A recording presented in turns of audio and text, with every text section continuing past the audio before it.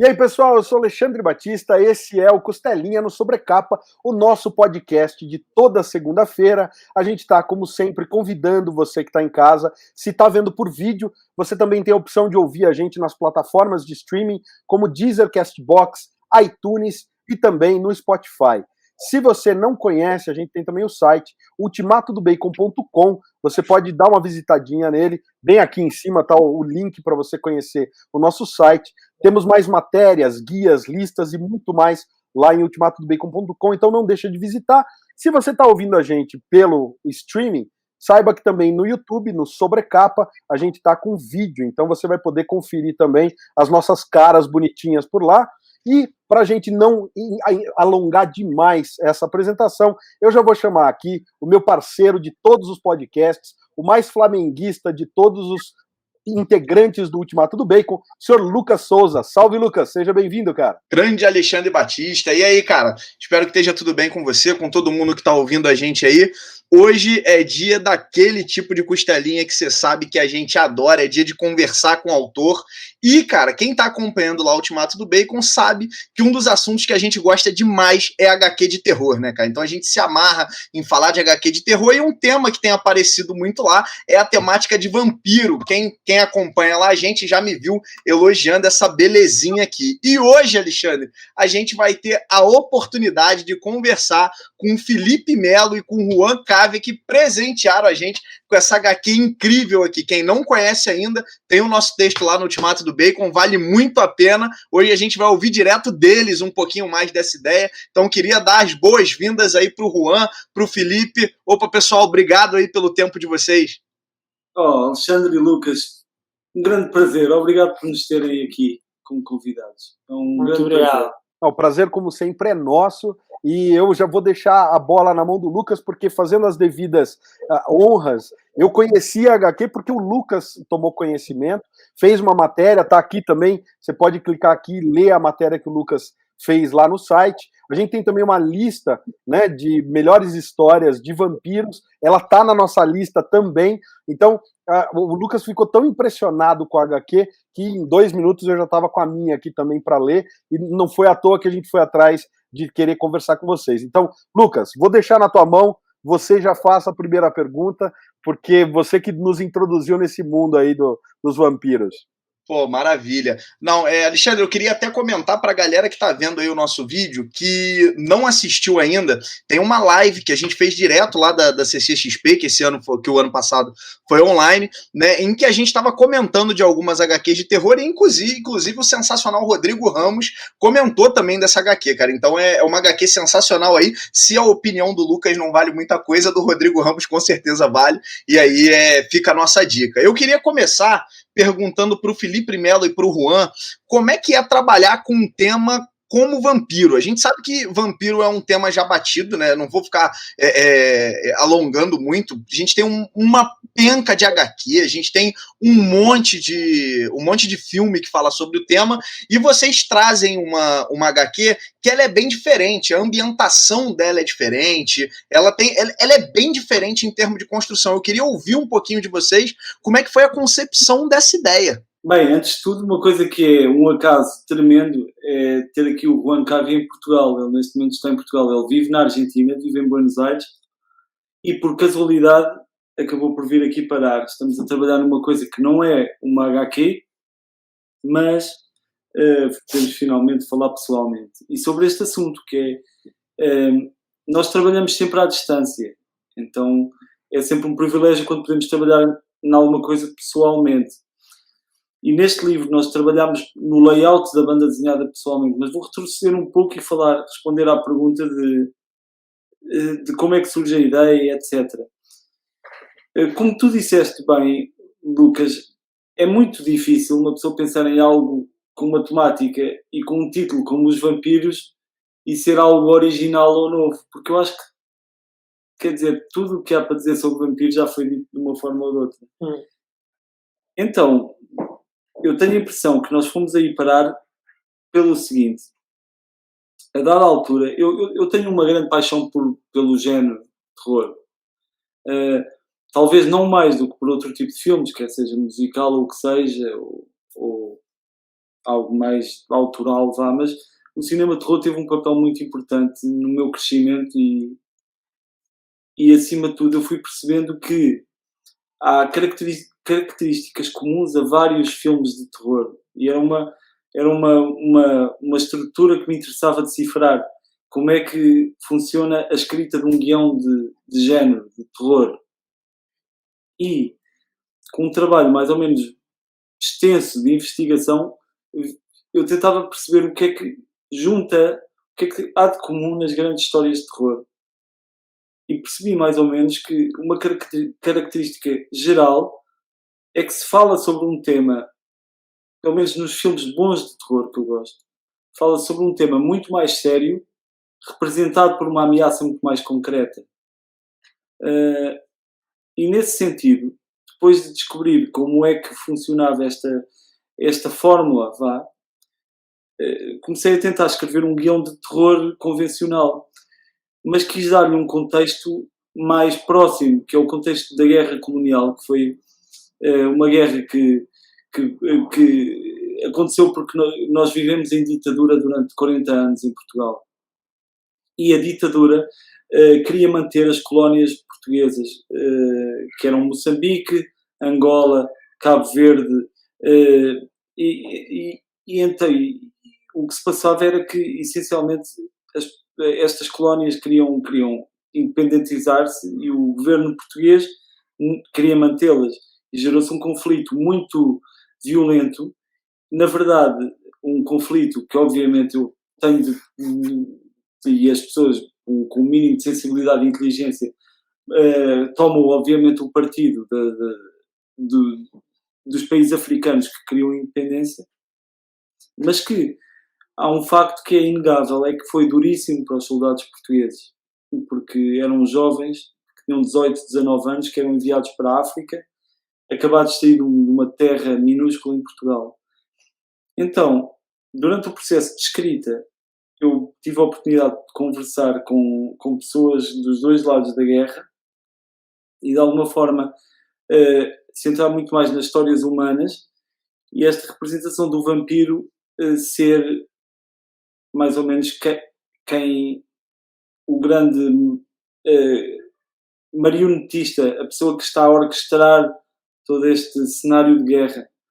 Portanto, nesse sentido, o título Os Vampiros, sem querer fazer um spoiler ou o que seja, refere-se muito mais a esse sentido do vampirismo quase da nossa ditadura em relação às pessoas e às culturas que nós devíamos respeitar e essencialmente criou-se uma ligação também à primeira canção censurada pelo governo português, que é a canção de um cantor de intervenção, alguém que teve um papel muito importante na nossa revolução, que escreveu uma canção chamada Os Vampiros, em que se referiam exatamente a isso, aos vampiros como uma metáfora.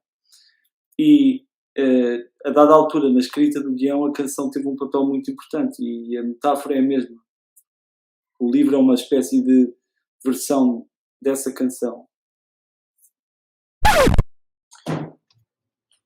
Un vampiro, hubo un ruido raro. Sí, hay una cosa que aconteció por el proceso del libro, que fue muy largo, porque era una adaptación de un script cinematográfico originalmente. Vos lo escribiste como un guión, y cuando hicimos la adaptación a novela gráfica, lo que aconteció también, que creo que tuvo que ver con el tono, es que había una meta que vos tenías como autor, que era alejarte de como cierta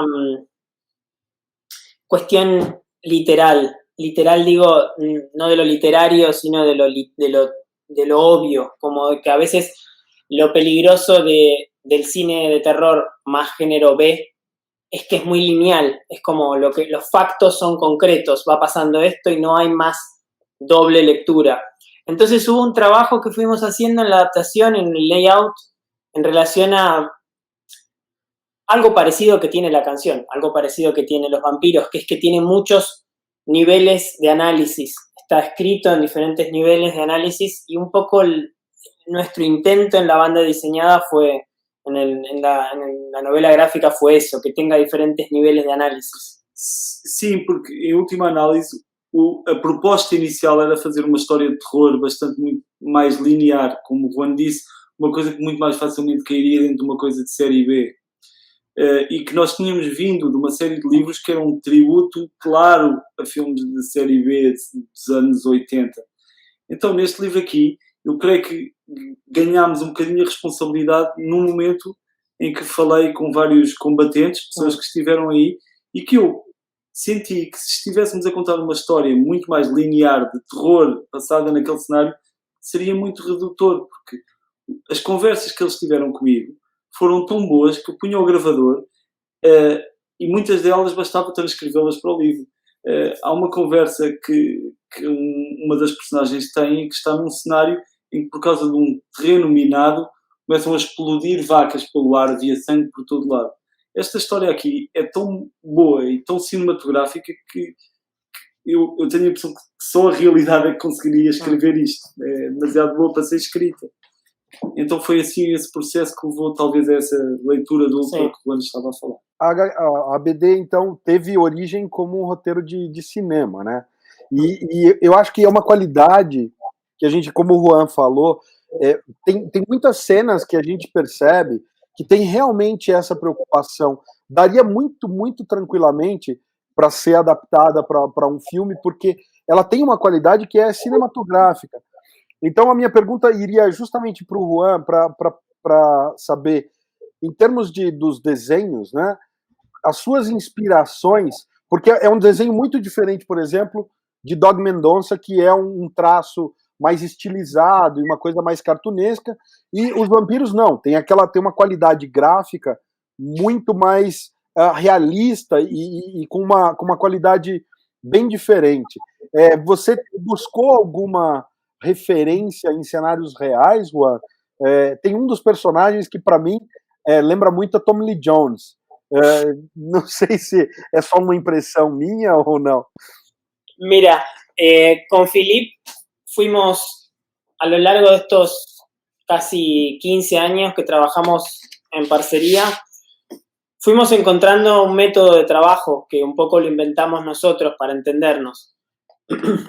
Y lo que aconteció fue que a medida que fueron pasando los años y los proyectos, íbamos encontrando una manera de ponernos de acuerdo en relación a lo que el argumentista imagina y lo que el diseñador o el dibujante plasma. Y eso empezó a suceder con una especie de mood board que fuimos armando, que originalmente lo arma Philip y yo después lo completo. Él lo arma con sus primeras referencias, con lo que le viene como más a la imaginación en relación a lo que él escribió. Y una especie, está un guión de un lado y está una serie de imágenes tiradas do Google. Claro, sí, como algo que tal vez yo trabajo, mi trabajo principal es como director de arte, como production designer en publicidad y en cine. De hecho, estuve bastantes veces en Brasil trabajando. Y creo que lo que pasó fue que en los primeros 3 libros en Pizza Boy no habíamos encontrado la manera de asociar todo eso. Philip también tiene toda una trayectoria en relación al cine, él ha dirigido una serie acá, ha dirigido cortos. Y lo que fue pasando a partir de Vampiros fue que empezamos a entender que tal vez no teníamos que ir en contra de eso, sino a favor. Por eso Vampiros y Balada para Sofía también, la última, también tiene algo así, y Comer Beber también, que es como que cada vez se va volviendo un poco más cinematográfico, si se quiere, que es un tipo de BD, no es mejor ni peor, es un estilo. Y tal vez es el que nosotros más cómodos nos sentimos. Los primeros 3 libros no los hicimos así, o por lo menos no fue una idea hacerlos así. Coisa de misturar os quadros. Exacto, como una cosa mucho más gráfica. Y asumir una cuestión tal vez un poco más simple a partir de Vampiros también nos sirvió a nosotros como para ser un poco más sinceros con nuestro propio tipo, con nuestro propio estilo. Respondiendo específicamente a tu pregunta, en Vampiros pasa una cosa exquisita porque si bien es más realista, las expresiones son un poco cartoon en un punto. Y fue una decisión compleja que tuvimos con Philippe al principio del proyecto. Es un libro de 240 páginas, entonces era un trabajo muy grande. Y en el layout todavía no estaba tan claro eso, si iban a ser cartoon ou não. Temos aqui algumas páginas e dá para ver, por exemplo, isto é um bom exemplo, que é, eu tinha escrito este guião que se passava na guerra colonial e que lidava com um assunto que é muito sério e muito pessoal para os portugueses, etc. E quando o Juan me apresentou o primeiro estudo de personagens, foi meio um choque para mim, porque eu esperava uma coisa muito mais realista. Claro. Eu pensei que ia ser um corte radical com os livros anteriores. Mas, depois, de repente, comecei a ver as personagens e a forma como é que a história toda poderia ser contada, e a verdade é que eu tenho um profundo agradecimento ao Juan por ele ter insistido e ter dito este é o caminho. Porque, de facto, para alguém que está a pegar no livro, vai levar um choque muito maior, porque é quase como se houvesse um contraste grande entre a dureza das histórias e o estilo que não é hiperrealista. Eu achei que essa combinação, na verdade, contribuiu imenso para que a história tenha uma vida muito, muito melhor. Sí, nosotros intentamos capturar algo. Philippe hizo varias entrevistas a combatientes y yo tuve la oportunidad de conocer a 2 de ellos y claro, hay algo que sucedía en la expresión contando las anécdotas que era muy difícil de traducir a una BD si era un diseño hiperrealista, contrariamente a lo que uno se imagina, porque si es muy hiperrealista, el dibujo queda un poco como excesivamente terso, muy tenso. En cambio, una cosa un poco más cartoon permite expresiones un poco más blandas, si se quiere, una flexibilidad en la motricidad de los personajes. Claro, Entonces, e deixa sim. também, desculpe interromper, mas também outra coisa, como tu próprio estavas a referir, Alexandre, tu imaginaste uma cara de um ator.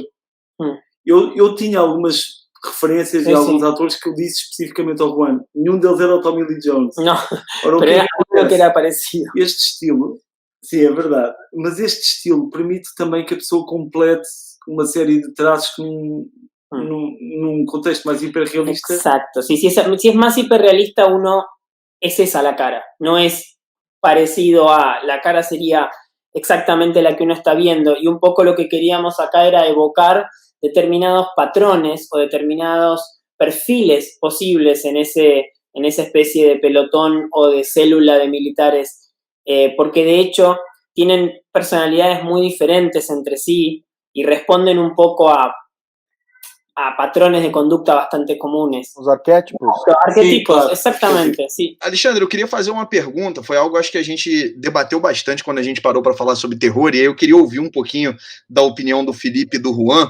Eles trabalham uma HQ incrível com mais de 240 páginas, se eu não estiver falando besteira, então uma HQ bem longa que você consegue criar toda a tensão, desenvolver a história e todo o desenvolvimento que o Felipe e o Juan fazem com os personagens é sensacional e contribui demais para a nossa leitura. Inclusive, o Juan comentou agora, né, dos desenhos, desse tom um pouco mais cartunesco, e eu concordo 100%, que a gente vê um desenho mais cartunesco, com o tipo de coisa que acontece na história, acaba sem dúvida chocando mais.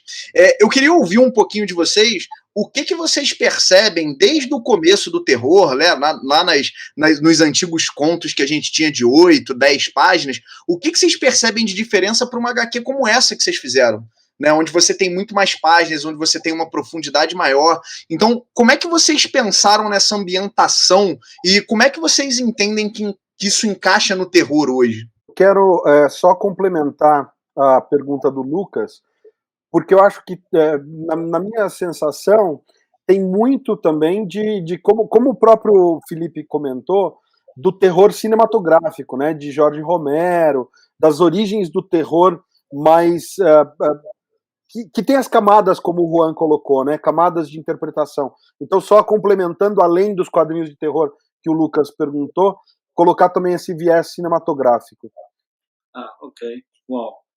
Buena pergunta. Sim. Muito buena. Deep stuff.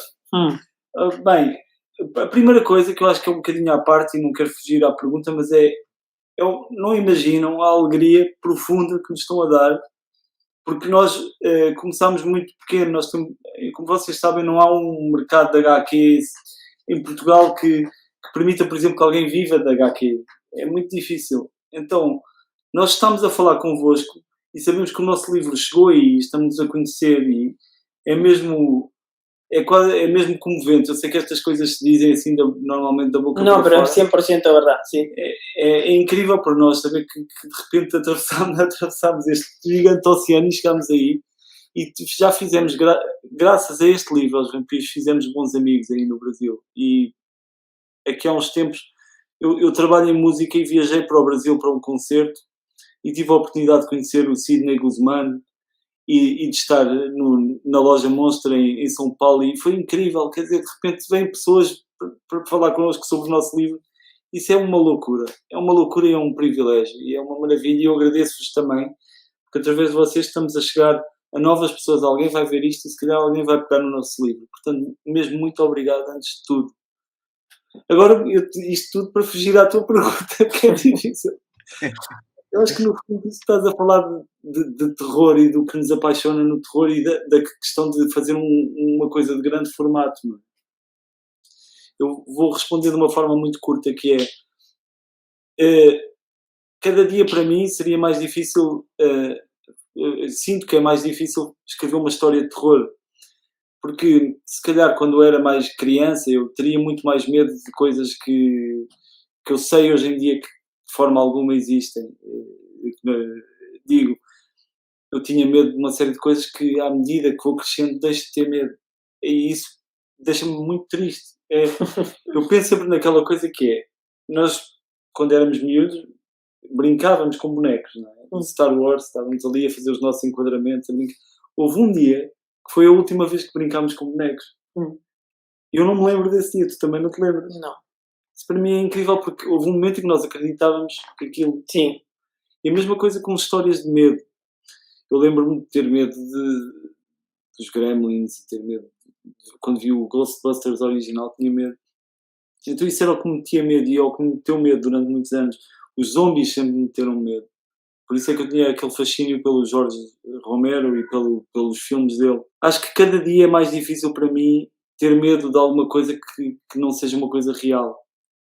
E o que eu percebi é que os filmes de terror que eu acho que de facto envelheceram bem são aqueles que são uma metáfora para algo real. Sí, de hecho, Vampiros tiene un intento, no sé si lo consigue, eso lo sabrán los lectores, pero tiene un intento de mantener esta sensación de terror atravesada por, o llevada, o trasladada a una cuestión interna de los personajes. La amenaza, que es metafórica o real en un punto, porque en la historia es un grupo de soldados que están sitiados o acechados por una amenaza. Todo el tiempo el libro juega en cuánto más infierno es lo que pasa afuera o lo que pasa adentro, qué es lo que da más miedo, si la amenaza que está afuera y que es sobrenatural, o la amenaza que está adentro y es claramente real. Y yo creo que ahí también aconteció que también en Vampiro fue un punto de quiebre, porque tomamos esto que decía antes de nuestro trabajo, de nuestros trabajos más convencionales, y la carpeta previa de Vampiros es mucho más parecida a una carpeta de cine que a una carpeta de banda diseñada, DVD tradicional. Digamos, había mucho material de investigación de los vestuarios de los militares, de los espacios donde iba a suceder la escena. De hecho, yo hice el escenario del cuartel en 3D para poder manejar los encuadres, porque el 50% de la historia pasa dentro de un solo ambiente, y el resto pasa en una selva que es toda igual, en un punto, ¿no? Es como lo mismo, como dos espacios muy repetitivos. Entonces el trabajo tuvo un poco esa sensación de, no sé, vino como desde otro enfoque, un enfoque mucho más distinto a como veníamos trabajando previamente, y creo que eso tuvo que ver también con el resultado. Después, cómo eso llega al espectador o al lector ya es muy Sim, propio. mas mesmo só abordando a pergunta mais uma vez diretamente, eu acho que não acho que haja uma coisa mais fácil que a outra. Acho que ambas são extremamente difíceis, mas contar uma história curta obriga a um tipo de eficácia e de ideia que é muito diferente de contar uma história longa. Neste caso, e no livro que fizemos a seguir, que é o que acabou de sair, saiu agora este ano, nós tivemos mesmo o desafio de fazer uma história longa, uma história que desenvolvesse as personagens, que mais ou menos conseguisse estender essa sensação de terror. Foi uma decisão. Na minha leitura, como leitor, vejo muitos vampiros com aquela sensação do Apocalipse Now do Coppola, né? E do conto Ao Coração das Trevas do Joseph Conrad. Então, porque é justamente isso, né? Sem entrar em nenhum spoiler, mas eu acho que ela tem essa coisa da guerra e do terror, tá muito mais dentro dos humanos. Então, em que ponto realmente, né, os vampiros ali são reais, ou eles são, como o Juan falou, uma ameaça externa?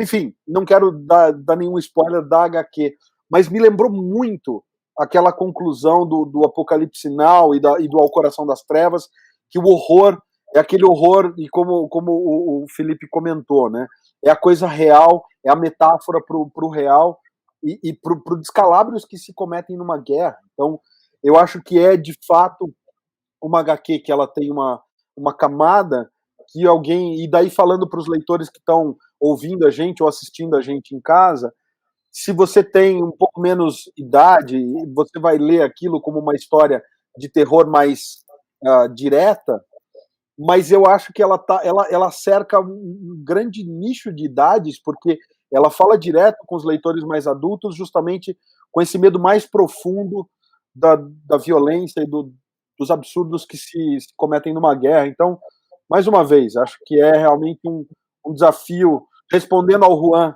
se o intento foi conseguido, da minha parte, que foi magistralmente, foi uma maestral. Parabéns mais uma vez. Muito obrigado, obrigadíssimo. E estava a pensar também que um ponto de ligação, que nós sentimos que foi uma espécie de um motor também para o livro, foi um bocadinho... Nós crescemos numa geração muito privilegiada, acho eu. Tanto eu na Argentina como eu em Portugal, porque estamos num período que, bem, com todos os problemas económicos que poderá ter, ou o que seja, a geração anterior viveu uma ditadura muito violenta e uma guerra muito violenta. Eles tiveram as Malvinas, não é? Em que também eram enviados garotos de 18 anos para ir a la Antártida. Sim, a Antártida. Então os gelavam de frio, no nosso caso morriam de calor e de malária. E no nosso de frio. Então isto também é um bocadinho uma reflexão na sorte que nós temos e na obrigação que nós temos de perpetuar algumas coisas, nem que seja de uma maneira meio leviana, que é possível falarmos sobre algumas coisas que aconteceram e que nos permitiram hoje em dia vivermos numa democracia e que é frágil, e nós temos observado agora mais do que nunca o quão frágil é, porque a minha geração, eu tenho 43 anos, eu já ando aqui há um tempo e sempre cresci com uma certeza de que a democracia não pode ser abalada, e de repente acontecem estas merdas, tipo irem tipos vestidos de viking para o Capitólio nos Estados Unidos e começam a aparecer pseudo-ditadores pela Europa fora e seguramente pela Argentina também, a oferecerem soluções fáceis para as coisas, que em última análise estão a aparecer alertas de que a história se vai repetir. Então isto para mim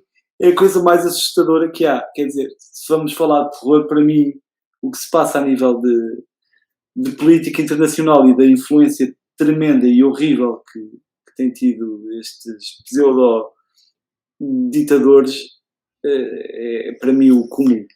Me lembré recién de una cosa importante que yo me pregunto ahora si, yo no sé si está en el libro, creo que no está en el libro, que es, en su momento, bastante sobre el final del proyecto, nos empezó a pesar mucho, nos era cada vez más importante el hecho de que el libro no tomaba partido, era una decisión, no era un libro desde los portugueses ni tampoco un libro desde las colonias.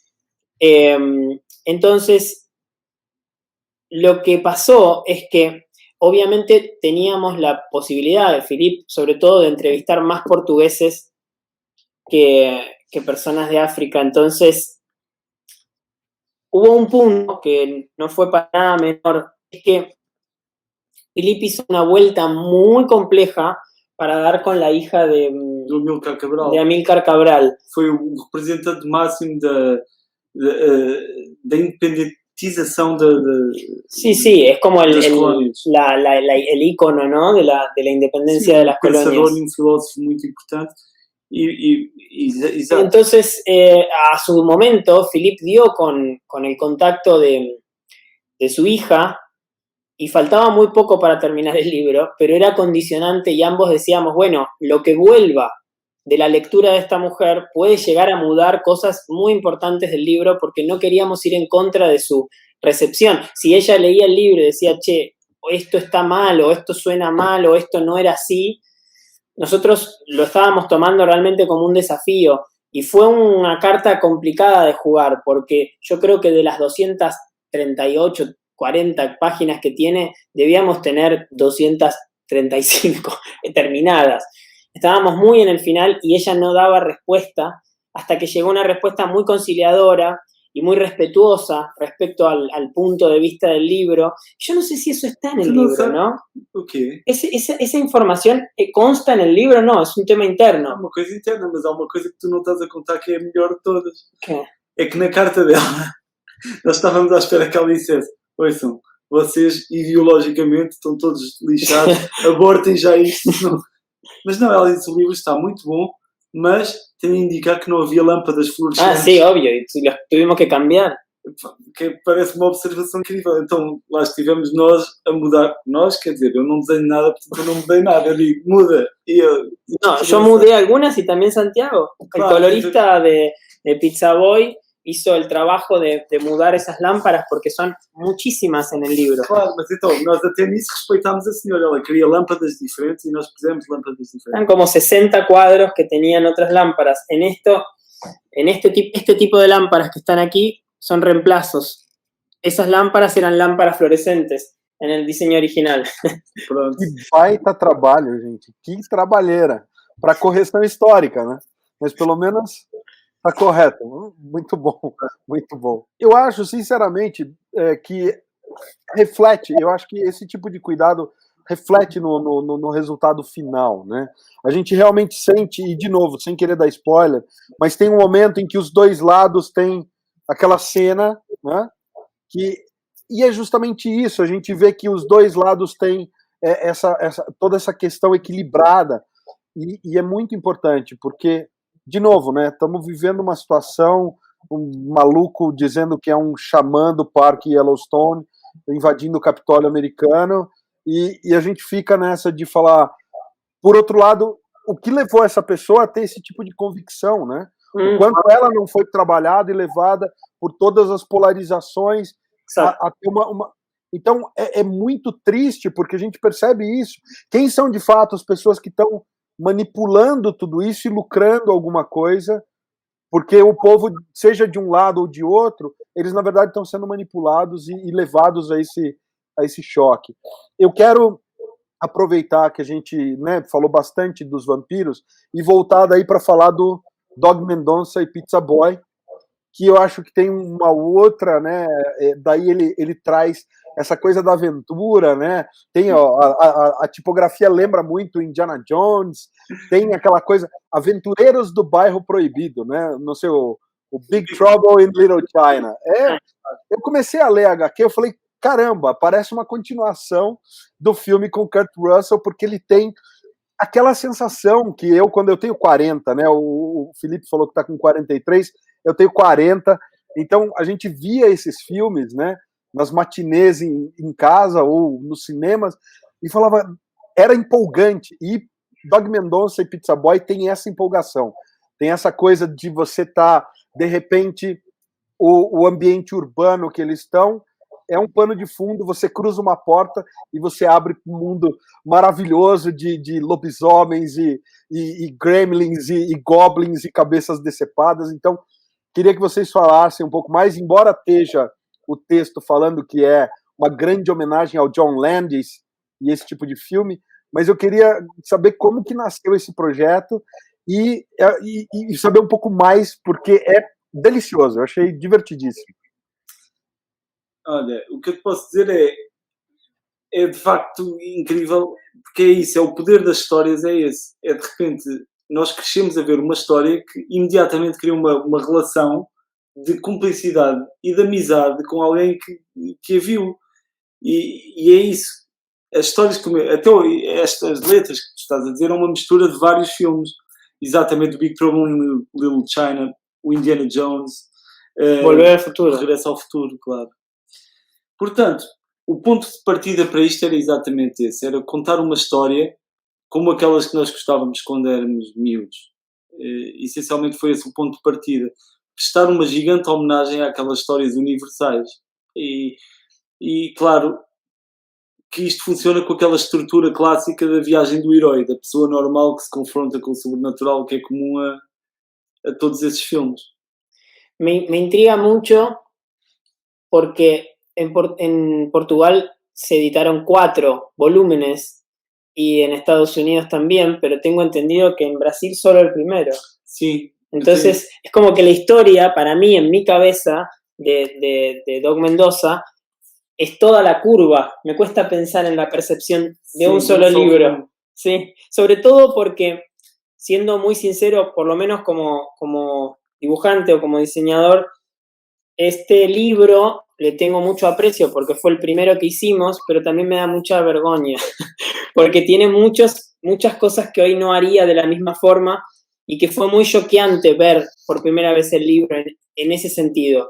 Y creo que la maduración o el crecimiento que tuvo el libro en los 3 volúmenes, que en realidad son 4, porque tiene como un apéndice intermedio, tiene mucho que ver con el momento de nuestra vida, porque empezamos a hacerlo pre-30 o casi 30 y lo terminamos con post-30 años, y es notable cómo se va volviendo cada vez más, mantiene la misma esencia, pero va como madurando un poco. O sea, hace mucho que no lo leía y hace poco lo revisé, no lo leí de vuelta, pero lo revisé, y es muy notable del libro 1 al libro 2 al libro 3, cómo va habiendo una progresión de los 2 años que iba pasando entre cada uno, notable. Sim, sim. Eu, hoje em dia, também só consigo pensar nestes livros como uma trilogia. Claro. Nós editamos este El o 2 2 y el 3. e o 3. Esas son las ediciones americanas. Las ediciones portuguesas son con tapa preta, no tienen ilustración. Portanto, estamos a aproveitar para fazer um pequeno momento publicitário para ver se o Brasil, alguém no Brasil pega nos 3 volumes. Eu vou aproveitar e pedir para o Lucas já fazer a pergunta dele. Era essa pergunta que a gente ia fazer aqui. A gente leu a primeira edição e aí a gente, obviamente, começou a pesquisar, falou, caramba, seria legal se tivesse uma continuação. Começamos a pesquisar, a Google tá aí para dar essa ajuda sempre, e vimos que tinham as continuações, e aí fica aquela pergunta, por que essas obras não saíram aqui ainda? O que falta pra gente, público brasileiro, ler essas 2 continuações do incrível Dog Mendonça? Olha, o público brasileiro não sei, mas vocês vão ler porque eu vou enviar. Nós vamos tratar de ir ao correio. Quando isto acabar, mandam a vossa direção e nós vamos mandar agora vão ter de ler. Exato. Poxa, obrigado. Obrigado. A gente tem essa curiosidade de saber, os direitos obviamente são de vocês. Essa primeira aqui, ela foi publicada no Brasil pela Devir, que é também editora aí em Portugal, não? Uhum. A Devir é editora em Portugal. E os direitos da segunda e da terceira, eles não estão com os direitos no Brasil? Ou isso não foi acertado? Como é que está essa situação, Felipe? Ora bem, então, nós com as aventuras do Dog Mendonça e Pizza Boy, essencialmente assinámos um contrato com a Dark Horse, que os direitos são deles. Nós recebemos uma percentagem das vendas. E estou muito contente, não é aquela coisa do malditos americanos roubaram, não, nada disso. Quer dizer, vocês, como bem saberão, quer dizer, qualquer pessoa que gosta de HQ dizem, o vosso livro pode ser editado pela Dark Horse. Eu estou disposto a fazer coisas bastante indignas para que isso aconteça, não é? Então, quando isso aconteceu, óbvio, claro que sim, isso é uma coisa muito importante até para quem faz banda desenhada cá em Portugal. De repente há um livro no Dark Horse, nós temos orgulho nisso e, portanto, direitos para eles. Agora, obviamente que de vir, essencialmente nunca mais tivemos notícias. Foi isso? No, pero tampoco han trabado otras ediciones, ellos. Nunca. A Dark Horse sí. nunca. A Dark Horse sempre quer mais edições, mas para isso é preciso que as editoras em cada país queiram editar. E nós temos tido, na verdade, essa questão que é, no Brasil, nós queremos tanto ver os nossos livros aí, mas por outro lado estamos sempre a mudar de editora. E não é porque haja algum problema, é mesmo porque com o Dog Mendonça não houve assim interesse em publicar os outros dois. É no verdade. Brasil fomos mudamos para a CESI e agora para o próximo livro vamos editar com eu tenho a impressão que se calhar é segredo. Por ahí hay que editarlo. Acho que já está tudo encaminhado e está tudo. E eu tenho muito orgulho nisso, porque os conheci e já falei com eles e de facto adoro os livros que eles fazem, portanto é uma maravilha. Isso fico muito contente que isso aconteça. Hay una cuestión también que es que nosotros tenemos como objetivo, esto no está cerrado 100%, pero es una idea que tenemos, que es editar los 3 volúmenes juntos en un mismo libro con un spin-off, o sea, sumando una historia, lo cual daría un libro bastante extenso porque cada historia tiene aproximadamente 92 páginas. Eso habría que multiplicarlo por 3, más el volumen intermedio, más la historia nueva. Es un libro como de 400 páginas que no sé si alguien va a querer comprar, pero también es cierto que eso va a condicionar. Tal vez es posible sacar más fácilmente esse livro que sacar los otros volúmenes. Espetacular. Eu gostava de ver um livro com as histórias todas. Ia ser um motivo de celebração. Nós, para o lançamento do 3º volume do Dog Mendonça e Pizza Boy, fizemos um vídeo. Sim. Fizemos um vídeo que essencialmente era uma maneira de nós mais ou menos promovermos o livro num país que tem pouquíssimas vendas na banda desenhada. Nós aqui em Portugal queremos promover o livro, então fizemos um vídeo que tem a ponte sobre o Tejo, que é assim uma ponte que é a nossa versão da ponte de São Francisco, que é muito parecida, e temos também o Cristo Redentor Série B, que é, temos a ponte e o Cristo Redentor Série B, não é? Uma espécie de corcovado assim mal feito. Mas então o que é que nós fizemos? Decidimos, ok, isto é um dos emblemas da nossa cidade e há uma cena no livro que tem aranhas gigantes. Então nós decidimos fazer uma espécie de uma homenagem à Guerra dos Mundos em que punhamos aranhas gigantes na ponte. Então de repente metemos isto no YouTube e não sabemos bem como isto propagou-se por Portugal e chegou ao Brasil.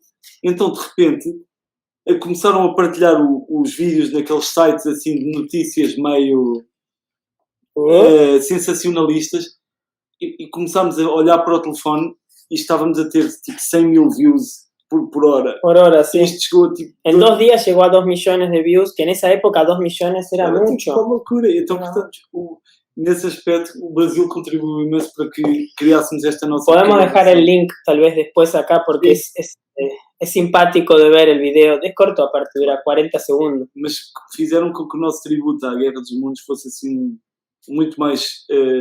tivesse muito mais êxito do que merecia, né? A história, nos 3 volumes, ela se encerra de vez. Porque eu li só o primeiro, e no primeiro a gente tem o começo da jornada do herói, né? Que é a primeira libertação do Pizza Boy para falar, ok, né? E dali para frente a gente ainda não sabe o que mais vem. Nos 3 volumes ela se encerra e não tem mais possibilidade de novas aventuras? Ou talvez mais para frente vocês pensem em voltar a mexer com os personagens? Acho que você tocou num ponto bom aí, Alexandre. Senti ali que o Juan deu uma coçada na barba e tal. Acho que você achou alguma coisa aí, cara.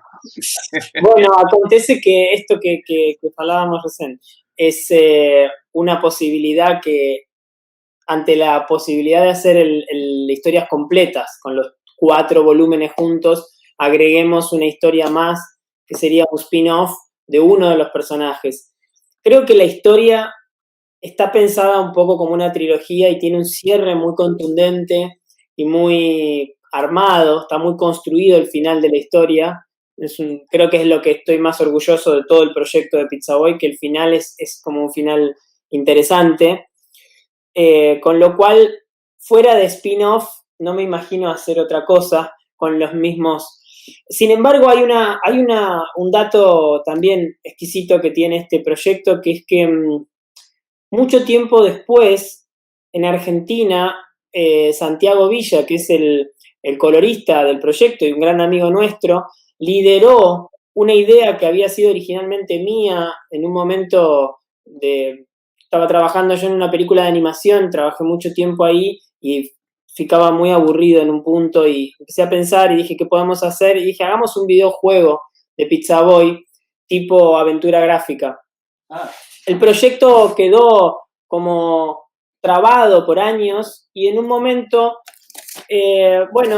se alinearon un poco los planetas y la productora argentina que había tomado el proyecto originalmente se lo presentó a uno de los creadores de Monkey Island, él se interesó y ofreció acompañar el proyecto en un Kickstarter que consiguió el monto que necesitaba y el juego salió efectivamente producido por una productora alemana. La versión original está en alemán, es muy extraño, y también en inglés.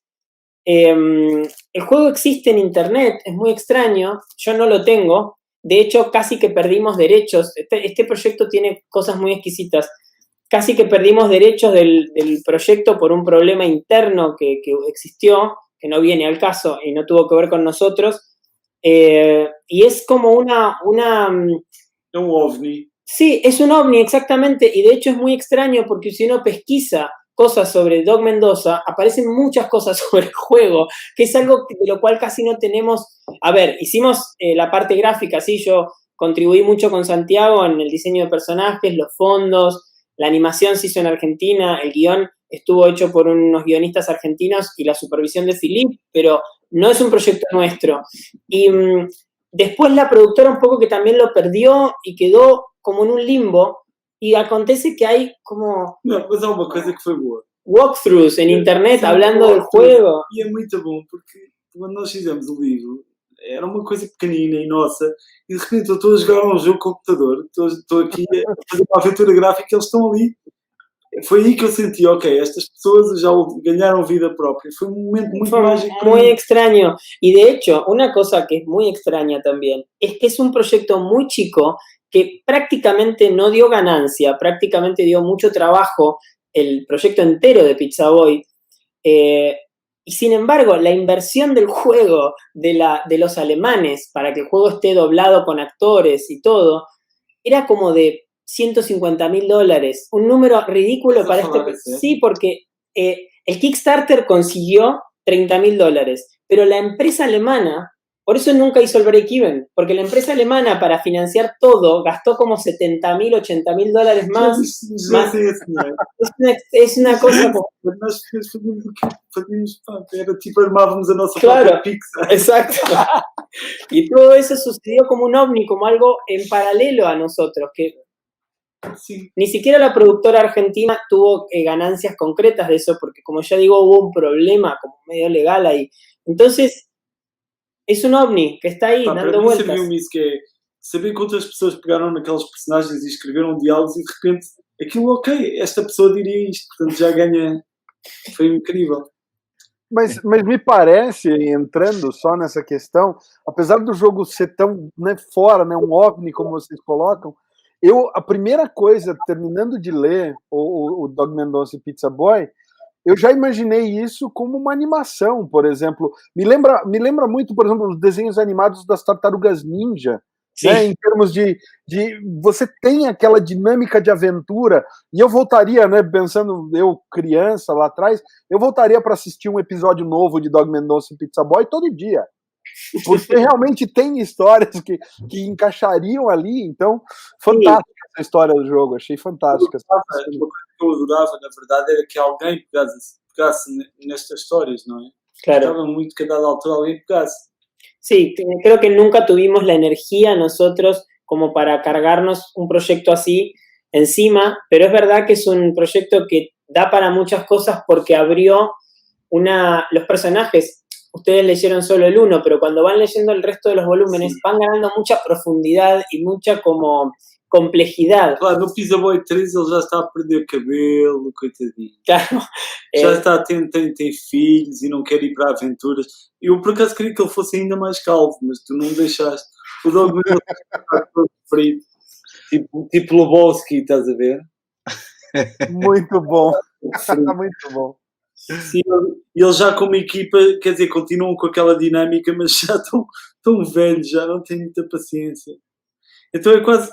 Eu acho que o terceiro volume eu tenho muito orgulho, porque é quase como aquela coisa do... É sobre envelhecer. É aquela coisa que nós estávamos a falar numa história de terror se falar sobre outras coisas. Na verdade, também aprendi isso, que é o volume 2 é claramente uma crítica violenta à forma como a religião católica aterrorizou as nossas vidas aqui em Portugal. E o medo que eu tinha do livro do Apocalipse e que aquilo fosse acontecer. O terceiro volume é de facto sobre ficar mais velho e o peso das memórias y da nostalgia. Acho que tem muito a ver com isso. Sí, y hay algo que también es interesante que sucedió con este libro, que fue el tema de la progresión de los prefacios, porque el libro 1 tiene el prefacio de John Landis, que de hecho John Landis fue el nexo con Dark Horse, fue él el que hizo el nexo con Dark Horse directo, porque nos puso en contacto, pero no aconteció nada hasta que él volvió a interceder de manera directa con Mike Richardson, con el dueño de Dark Horse, y ahí se hizo posible esta edición. Y el libro 2 tiene un prefacio de George Romero, que es muy bueno el prefacio, de hecho creo a mí es el que más me gusta, es el más analítico, es un prefacio como de 3 páginas o de 2 páginas y media. E qualquer pessoa que goste de cinema de terror e goste dos filmes do Romero percebe o quão emocionante e quão incrível foi o dia em que nós recebemos este prefácio. Eu não estava a acreditar no que estava a acontecer, que é, estamos em contacto direto com uma pessoa que eu tive a oportunidade de dizer isso pessoalmente, que é, e isso aí foi incrível, porque comecei eu a chorar, começou a mulher do Romero a chorar, e o Romero assim meio envergonhado, que eu tive o jantar todo normal, mas no final tive um acesso de fanboy que eu lhe disse eu só quero ter a oportunidade de lhe dizer que eu estou aqui a falar com uma pessoa que não tem noção do impacto e do poder que a sua imaginação teve sobre gerações e gerações, e que ele conseguiu invadir os pesadelos de milhões de pessoas, e que a herança dele é basicamente imortal. Eu reparei nisso porque todo o jantar estava assim, e de repente no final do jantar ele agarra nos óculos e põe aqueles óculos, os Goliath, e de repente caiu uma ficha e disse: filha do Jorge Romero é o inventor dos zombies. Estás a perceber? E caiu-me aquilo, e foi um momento muito bonito na minha vida. Eu preciso te agradecer, Felipe, por ter falado algo que, se eu tivesse a chance, eu teria falado exatamente isso pro Romero. Realmente, ele é uma sumidade no cinema de terror e na formação do caráter de muita gente, porque é isso, né? O cinema do Romero sempre foi um pretexto e uma metáfora, e uma das coisas, até saindo um pouco do assunto, aqui no Brasil está aqui a minha reclamação com a editora Panini, que não terminou de publicar o Império dos Mortos. A gente tem o volume 1, o volume 2, e o volume 3 nunca saiu aqui. A gente não tem o final do Império dos Mortos, que foi a última contribuição em quadrinhos do Romero. Enfim, então obrigado, Felipe, por ter transmitido. Porque, de facto, sabes, há aquele dito popular que é: nunca conheces os teus heróis, podem desiludir. O Jorge Romero é exatamente o oposto de tudo, e como tu poderás imaginar, é isso. Nunca na minha vida eu imaginava que um dia ia ter a oportunidade só de me cruzar com aquela pessoa. Portanto, é mesmo, nem agradeças, porque foi uma casualidade tão incrível e tão bonita. Mesmo. Maravilha. Lucas? Bom, eu queria fazer, a gente está se encaminhando aí para o final do nosso podcast, tem uma pergunta que a gente sempre faz aqui para os autores que participam com a gente, para os nossos ouvintes que estão conhecendo vocês agora, nesse bate-papo, o que vocês recomendariam que eles lessem da obra de vocês para começar, para entender o estilo de vocês? E vocês falaram um pouquinho de banda desenhada também, eu queria aproveitar e fazer um pedido, né? Aqui no Brasil, infelizmente, a gente ainda não tem a difusão que a gente gostaria de ter da banda desenhada, entra muito o comics americano, tá entrando muito agora também os fumettes italianos, mas a gente ainda não tem essa difusão tão grande da banda desenhada, então queria pedir, além de indicar obras de vocês, que vocês achem que são legais para quem vai começar a conhecer o trabalho de vocês, queria pedir que vocês também indicassem outras obras de banda desenhadas que vocês acham que seriam legais demais para os leitores brasileiros conhecerem e conhecerem um pouco mais da arte portuguesa. Ok, vou eu. Em relação ao nosso próprio livro, aos nossos próprios livros, eu na verdade vou ao clichê tremendo, que é terrível, mas eu sou obrigado a recomendar o nosso último livro, Balada para Sofia. Balada para Sofia é um livro que temos aqui 320 páginas de banda desenhada. Bem, essencialmente não. Eu acho que este aqui é o que eu mais gosto agora, mas eu também acho que isto houve um percurso, portanto, qualquer um dos que falámos, eu só quero que alguém pegue nisto. Fico todo contente se alguém ler um livro nosso. Sí, son muy distintos entre sí y si bien guardan una coherencia, porque obviamente somos nosotros los autores de todos, son 7 en total los libros que están publicados. En Brasil entiendo que hay 2 nada más. Y dentro de ellos, Pizza Boy, un poco por lo que hablamos recién, Pizza Boy y Vampiro son muy distintos en cierta manera. Con respecto a libros ajenos a nosotros, con respecto a los nuestros, estoy de acuerdo con Philip, del que más orgulloso me siento es del último, y no por ser el último, sino por ser el trabajo que más compromiso nos tomó. Es un trabajo de 5 años casi y de mucha exposición personal, creo, de parte de ambos, cada uno a su manera.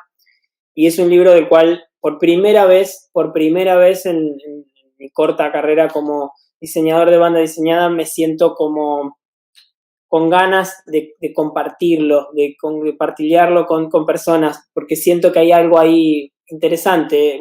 De hecho, me parece el mejor guión que escribió Philip y un guión que realmente me gusta a mí, personalmente mucho. Digo, me gustan todos los guiones de Philip, pero este me parece destacable en general. Mas foi a primeira vez que elogiaste um guião meu.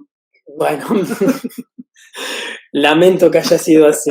No, pero la verdad es que es cierto, y hablando en serio de eso, sinceramente no lo digo por compromiso, yo obviamente que gusto mucho del trabajo de Philip y creo que tiene una estructura siempre muy interesante, pero Balada para Sofía tiene algo más que no es fácil de encontrar y que es esa parte que en el trabajo artístico es tan misterioso, que es cuando hay algo que por más que todas las piezas estén en su lugar, sucede, acontece de una manera casi indescriptible. En relación a trabajos ajenos, Brasil tiene una producción muy buena de artistas. Yo sigo mucho el trabajo de algunos que me parece como que es sublime y creo que han tenido mucho, bueno, ahora están teniendo cada uno en su momento un reconocimiento, tanto desde artistas consagrados de banda diseñada como ilustradores, que por ahí uno los conoce más por Instagram, algunos muy, muy, muy jóvenes, es increíble. Entiendo entonces que desde Brasil hay una producción, por más que ustedes puedan percibirla tal vez no tan como quisieran. Desde Argentina, por ejemplo, yo que vivo en Argentina, se recibe como una producción muy interesante. Yo siempre que me preguntan recomiendo un cómic argentino que me parece muy bueno, que es El Eternauta, que creo que tiene una edición en portugués. No sé si es de Brasil o de Portugal, pero imagino que debe conseguirse en Brasil. Me parece un libro súper interesante, súper complejo. El volumen 1 principalmente.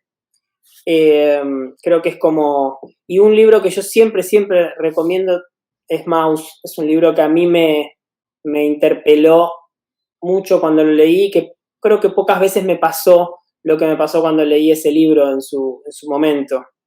Sim, eu também obviamente refiro estes dois que o Juan referiu, que são incríveis, mas vou aproveitar para falar sobre um livro que me bateu forte e feio, que achei uma obra-prima e que cria uma ligação com Portugal.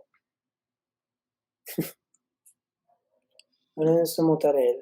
Vocês seguramente, eu estar a falar sobre isto aqui é ridículo porque toda a gente conhece, não é? Mas eu adorei este livro, acho que tem um estilo muito próprio de escrita e de desenho, acho brilhante. E depois acaba em Portugal, termina com uma visita a Portugal que eu achei ainda mais interessante.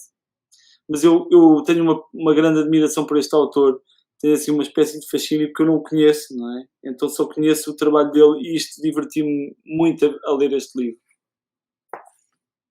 Mutarelli realmente é um grande autor nacional.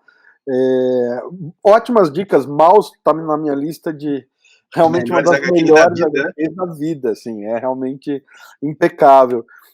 Eu queria perguntar de baladas para a Sophie, vocês comentaram que deve sair pelo Pipoque Nanquim no Brasil. Já tem alguma data? Já temos alguma data, não?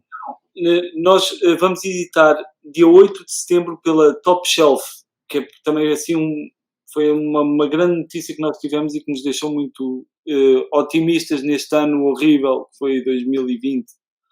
Mas tivemos essa notícia da Top Shelf e sabemos que a Top Shelf já combinou com a Pipoca e Nanquim. Portanto, está tudo apontado para termos aí a balada para a Sofia editada em 2021. Perfeito. Mas calma lá, não podem ir embora sem cada um de vocês recomendar um livro para nós. Recomendem um livro brasileiro. Queremos um livro brasileiro. Bom, e Lucas, aí, eu vou deixar você abrir a jogada. Vai deixar eu começar? Eu só quero, antes de falar, a gente tem uma coluna também, vou ver de deixar o link aqui, que é HQs brasileiras. O Lucas começou isso lá no site e a gente tem sempre um esforço de realmente fomentar HQs nacionais. Então, porque todo o mercado de quadrinho, tirando o quadrinho americano, que tem muito, ou o quadrinho japonês, né? Que tem muito, né? Bom, França, Japão, Estados Unidos, eles têm um consumo muito grande. Mas como na Argentina, no Brasil, Portugal, a gente precisa dessa força. Então o Lucas sempre, toda semana, a gente coloca uma resenha. Eu vou aproveitar aqui, eu já cortei você, Lucas. Eu quero, porque essa daqui eu li ontem, e eu achei maravilhoso, que é do grande Will e do Spaca, que é 1000 Léguas Transamazônicas. É uma aventura do Júlio Verne, encontrando o Barão de Mauá. O Barão de Mauá foi uma figura política brasileira, mas ele era um cara muito voltado para ciências. Então ele, na história, o Barão de Mauá lê um livro do Júlio Verne, vai para a França encontrar o Júlio Verne para falar: eu vou financiar a construção do Irapuru, que é esse navio voador aqui, de um dos livros do Júlio Verne. E aí tem toda uma aventura pela Amazônia. É maravilhoso, ele tem esse clima de... Parece que você está lendo um livro do Júlio Verne, então eu recomendo demais. Agora é a vez do Lucas. Pô, Alexandre, eu não podia recomendar outra obra, acho que é uma obra que a gente tem falado demais, que é o Lâmina Azulada. Eu acho que, para quem não conhece muito o Brasil, ou quer mergulhar mesmo no Brasil, essa obra do Luiz Carlos Souza e do Rafael Dantas, ela é excepcional. É quase que uma releitura aí dos contos arturianos, como diz meu amigo Alexandre, no Nordeste brasileiro. Então, cara, tem toda aquela pegada de cangaço e etc, que é algo muito típico nosso, só com aquela mistura de desenho, aquela mistura de mito arturiano, e, cara, com um desenho sensacional do Rafael Dantas que arrebenta. Eu aí fazendo um elogio, né, Juan, pra tua arte, quando eu peguei o Vampiros a primeira vez, apesar de ter lido a contracapa, eu falei assim, acho que vai ser uma história mais leve, né? E aí na segunda parte, sei lá, logo no começo da história, tem uma orelha sendo arrancada, eu falei, opa, peraí, acho que eu me equivoquei aqui, não é bem por aí não, acho que é o que eu estava pensando no começo. Então esse contraste é legal demais, e a gente vê muito isso nessa obra também. Então eu acho que é bacana, e para quem quer olhar quadrinho nacional, acho que tem 2 excelentes recomendações aí, fora enfim, eu podia, acho que dá para fazer um podcast só disso, né? Porque a gente adora HQ nacional aqui, tem muita coisa que a gente curte aqui, mas eu acho que essas são 2 excelentes começos aí. E é importante também que saibam, quer dizer, o vosso cinema no Brasil neste momento, eu como português que está aqui, tenho reparado que o cinema brasileiro está incrível e que acaba por chegar cá. Estou a falar de filmes como, por exemplo, do Kleber Mendonça Filho, o Bacurau, o Aquários. Estou a falar deste do Vida Invisível. O cinema brasileiro está muito à frente e influencia também muito o nosso próprio trabalho. Isso é incrível. Maravilhoso. Aliás, aproveitar, a Vida Invisível tem uma entrevista nossa com o Karim Ainus. Então, já que o Felipe mencionou, aproveitar quem está assistindo a gente, procure lá no site. Tem uma entrevista, porque a Vida Invisível realmente me cativou demais. Eu achei muito, muito bacana. Bacurau também é um excelente filme. Esses também, não é? A Vida Invisível. Tem um elenco também português, né? Sim. O que são os pais da eu esqueci o nome dela agora. Mas é um fenomenal o filme. Achei realmente muito bom. A gente quer agradecer demais vocês, mais uma vez, pelo tempo, pela disposição. A gente está gravando, quem não sabe, a gente está gravando em pleno domingo. Então, vai ao ar numa segunda-feira, mas a gente gravou num domingo, abrindo tempo, sendo que o Juan e o Felipe trabalham também na indústria cinematográfica, então o tempo deles é sempre um tempo muito curto, agenda muito atarefada de coisas. Então, muitíssimo obrigado mesmo por abrir a agenda de vocês, por bater esse papo com a gente. O espaço aqui está sempre aberto para que vocês venham divulgar novas HQs quando sair. Baladas para Sofia, assim que sair, a gente vai conferir e ir atrás de resenhar e, possivelmente, se vocês puderem, a gente volta para conversar mais uma vez sobre ela numa próxima oportunidade. Por supuesto. Alexandre Lucas tem aqui 2 amigos também e foi mesmo um prazer e agradecemos do fundo do coração este bocadinho. Obrigado. Muito obrigado por tudo. Então até já e até breve. Muito obrigado. Obrigado a vocês. Então é isso aí, pessoal. Se vocês estão até aqui com a gente, até esse momento, a gente agradece também a vocês por estarem conferindo o nosso vídeo, a nossa entrevista. Não esquece de dar uma olhadinha em ultimatodobacon.com, conferir nossos materiais por lá e também aqui no canal. Checa os outros vídeos do canal, clica aqui no logo do Sobrecapa para se inscrever se não for inscrito e até a próxima semana. Valeu!